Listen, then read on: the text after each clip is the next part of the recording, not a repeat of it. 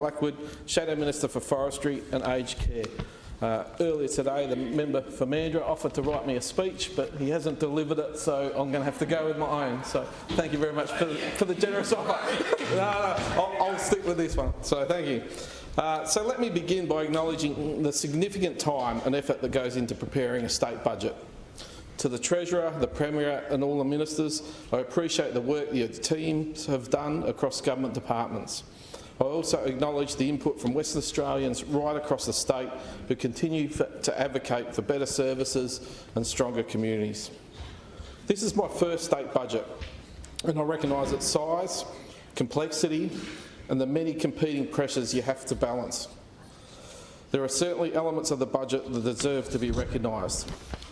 I welcome the focus on Made in WA, and I hope that this not only supports mining and manufacturing, but it also extends to our farmers, the people who grow our food and fibre, who manage our landscapes and who underpin our regional economies. I support the emphasis on increasing housing availability, but note that the success of this goal relies on reducing the wait times for essential services like power, sewerage and water connections, especially in the regions.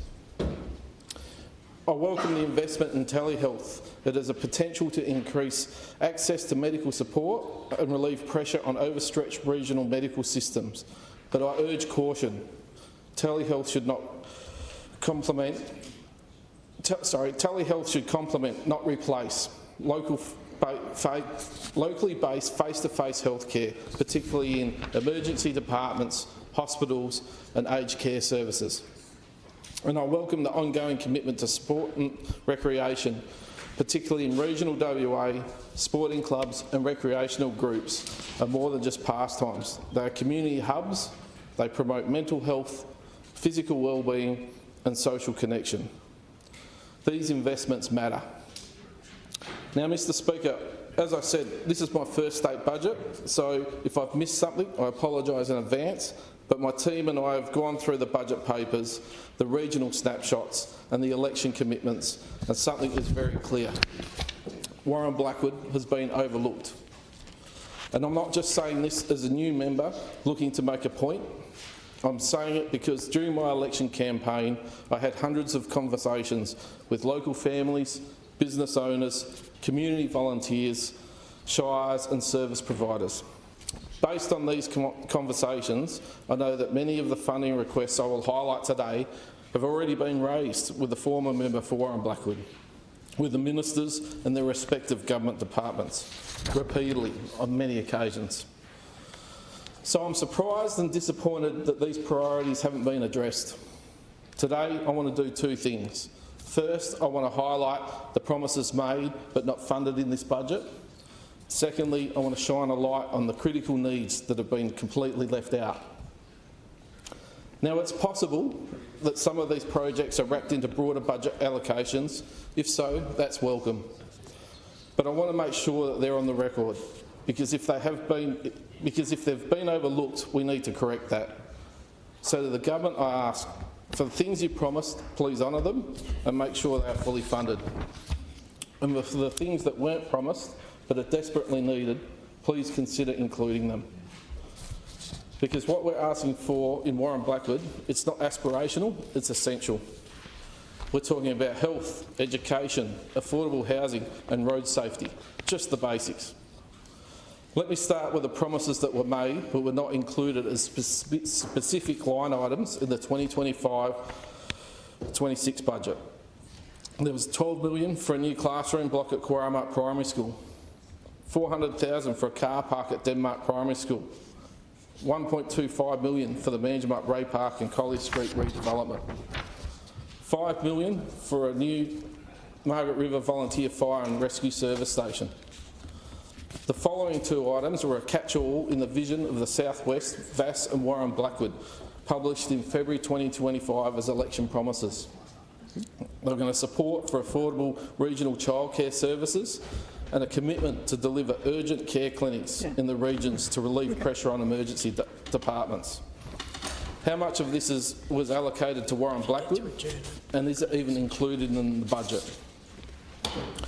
These aren't luxury items, they are necessary to keep up with population growth. to support families and to ensure communities are safe and livable.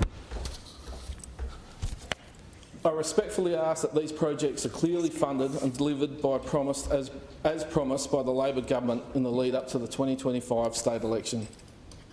Now let me turn to the things that were not included at all. These are the projects and needs that the Warren Blackwood communities have raised time and time again, and yet they've been left out. Overtaking lanes between Manjimup and Bridgetown, a major freight and tourist route, yet $36 million has been removed from the South West Regional Road funding in this budget. An upgrade to the Murray River Hospital. A growing region needs a hospital that can grow with it. However, no funding has been allocated to start this. Everyone will be able to say this next one with me. Stage 2 of the Murray River Senior High School expansion. The school was built for 650 students and is now hosting over 1,200. I'm trying to implement the rope learning with that one. There are still no plans for funding for the completion of this critical expansion. The re-roofing of the Bridgetown Hospital Emergency Department. The emergency department's roof is leaking and was previously promised $1 million for re-roofing, but this funding is now nowhere to be seen. Funding cuts to Rural West, which reduces the ability of this important service to provide financial counselling to small businesses in the region. Bullock Brook District High School, where the toilet blocks are run down, showers have no doors and there's no hot water. Completely unacceptable in 2025.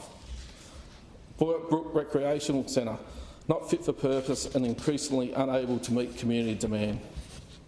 And finally, a broader call to invest in infrastructure to support regional growth and tourism, especially in towns like Cowarama and Denmark, where population growth is outpacing infrastructure. Deputy Speaker, what surprises me the most is this. Warren Blackwood was held by Labor for the past 4 years.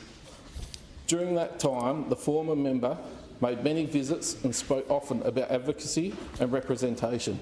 And yet, here we are. 4 years of Labor and these basic community needs remain unaddressed. So today, I'm asking this government, think of the people of Warren Blackwood. They're not asking for more than anyone else. They're asking for equality of access to affordable housing, to education, healthcare and safe roads. The government is investing millions to attract tourists to our region, and we welcome that. But if you're going to bring people in, you must invest in the infrastructure that makes it work. You can't have it both ways. You can't promote regional growth and then fail to fund the services that underpin it. These are the questions that I'll be raising in the next week's Budget Estimate Committee meetings. Deputy Speaker, as Shadow Minister for Forestry, I must also express deep concern at the lack of financial transparency and operational accountability in the forest portfolio, particularly regarding the ecological thinning program. The budget papers reveal a consistent year-on-year increase in expenditure for the thinning program, rising from $40.65 million in 2024-25 to $47.13 million by 2028-29. Yet there remains no clear evidence that this investment is delivering value for money. Cash assets at the end of each reporting period are persistently negative. And despite this, there's been no long-term funding strategy offered to ensure the program's financial sustainability. We've asked questions, and I'll continue asking about the breakdown of these costs. How much is allocated to ecological thinning? How much is machinery sitting idle? And how much is overhead? Treasury appears to be subsidising losses through a special purpose account, with no dividends being returned and no carbon credit strategy in place.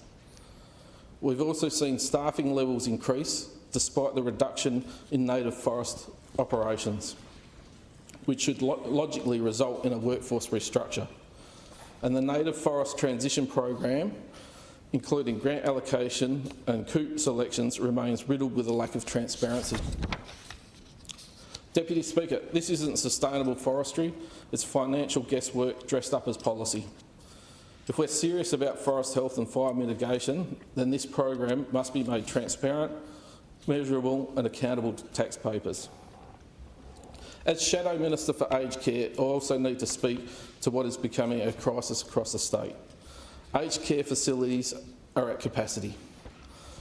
From the southwest to the metropolitan area and across the state, elderly residents are being forced to move away from their families, their communities and their support networks just to access basic aged care facilities. This is devastating for individuals and families alike. We have an ageing population and there's been little forward planning to build the infrastructure or support services that will be needed to meet this demand. In regional WA, this situation is even more dire. Service providers are hard to find, particularly in small towns. Even when people are approved for a care package, they often can't access the staff to deliver the care. Wait times for the NDIS assessments and funding are pushing out to 18 months or more. And that's only part of the story. Community resource centres have done an extraordinary job filling the void, especially with the stay-at-home program. But every year, they've been asked to do more and more with less and less. In this budget, there are no additional support for CRCs, and that's not sustainable. I know I'm not alone in this view. Many members here today are supporting ageing parents or loved ones, or will be soon. We all understand this problem, and yet the system is still being left to strain under rising demand. I acknowledge the investment in telehealth, but I ask, how realistic is it to expect our elderly residents to rely on video consultations? They need face-to-face medical services, they need local aged care housing, and they need properly funded support services now. If the government is serious about health reform, it needs to start with those who are most vulnerable, and that includes seniors across WA. In conclusion, Deputy Speaker, this speech is about standing up for the people who feel increasingly ignored and underserved. It's about being a voice for the communities that elected me. Today I'm using this voice to say this: honour your commitments, fund what's needed, and ensure that no region and no child is left behind. Thank you. Member for Mandurah. The